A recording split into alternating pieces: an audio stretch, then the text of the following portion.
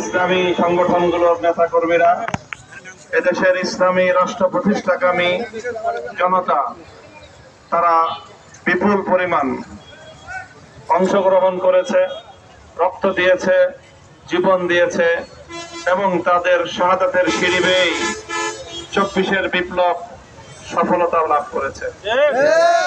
যে আগামীর বাংলাদেশ, এই কথাগুলোকে মনে রেখেই বাংলাদেশ চলবে এবং সেভাবেই আমরা বাংলাদেশকে পরিচালিত করব।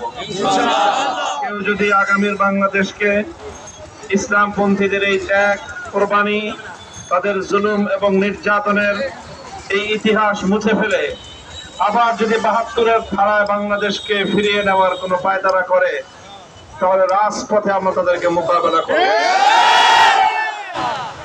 আগামীর বাংলাদেশ হবে ইসলামের বাংলাদেশ।